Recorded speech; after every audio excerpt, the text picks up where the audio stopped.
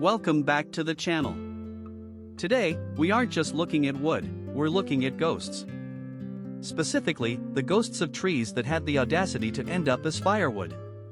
You know the kind, gnarly, twisted, split down the middle pieces of oak or maple that look like they've been through a midlife crisis, a divorce, and a 3-day bender in the forest. Most people see these and think, great, that'll keep the living room warm for 20 minutes. We see them and think, that's a masterpiece waiting to happen. But before we dive into the sawdust, let's get one thing straight: I have lost more arguments with wood than I have with my own internal monologue. If you've ever tried to turn a piece of firewood into a sculpture, you know that the wood usually wins. It has a mind of its own.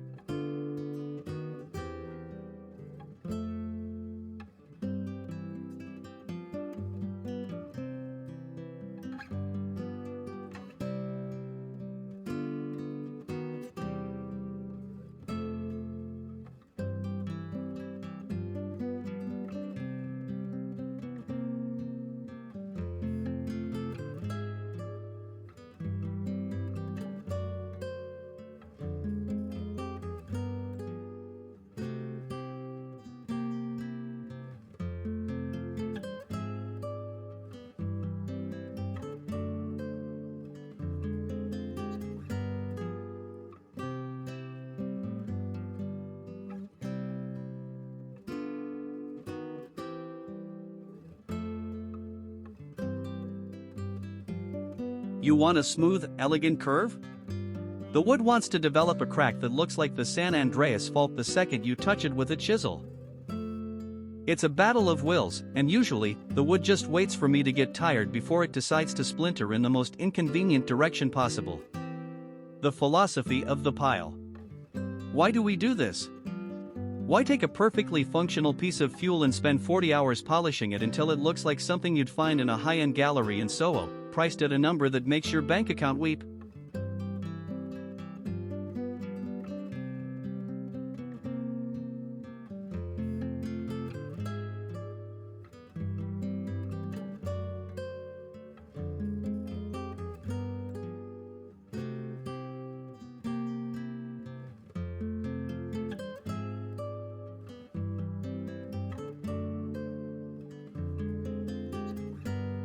There is a profound, albeit slightly insane, joy in finding beauty in the discarded.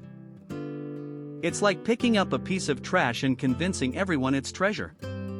It requires a specific kind of squinting, you know, that look we all do where we turn our heads 45 degrees to the left, squint until our eyes are mere slits, and mutter, yeah, that's not a rotting log, that's a representation of the struggle of modern existence.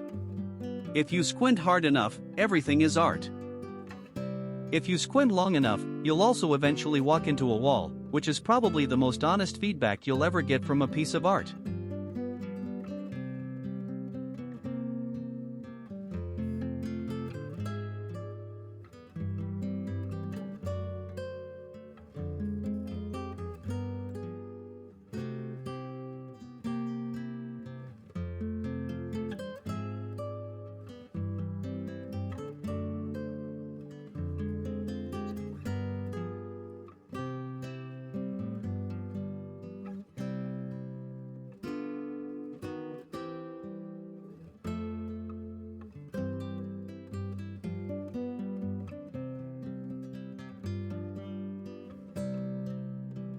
Finding the right piece of firewood isn't just about grabbing the biggest log in the shed. It's a hunt. It's about walking through a woodpile with the intensity of a treasure hunter looking for gold, but mostly just coming away with spider webs on your face and a weird urge to apologize to the insects you just evicted. You want the wood that has lived a life.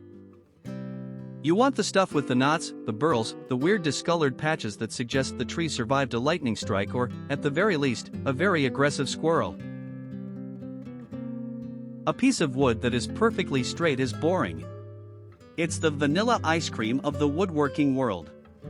We don't want vanilla. We want the rocky road of logs. The emotional roller coaster of milling. Once you bring the the masterpiece, to the workbench, the real fun begins. You strip away the bark, and suddenly, you're not just a guy with a sanding block, you're an archaeologist uncovering a lost civilization. Of course, the civilization usually reveals a colony of termites that are extremely unhappy about the sudden change in their housing market. There is nothing quite like the panic of sanding down a beautiful piece of cherry only to find a hollowed-out tunnel right in the center. You stare at it, the wood stares back, and you both realize that your plans for an elegant vase are now officially downgraded to abstract piece representing the fragility of life.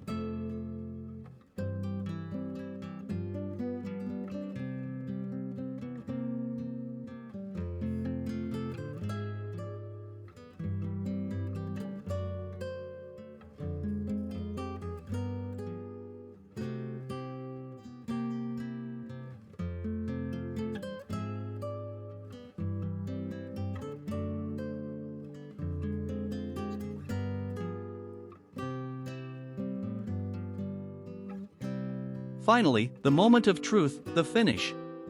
You apply that first coat of oil or wax, and the grain pops. It's magic. It's the aha moment where the ugly piece of firewood finally accepts its fate and becomes something beautiful.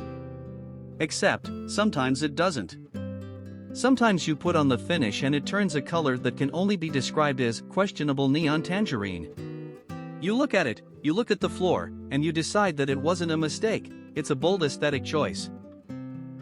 That is the golden rule of art: never admit you messed up.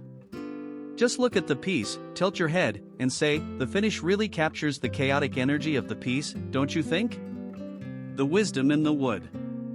At the end of the day, what are we doing here? We're taking things that were destined for the fire and giving them a second chance at life.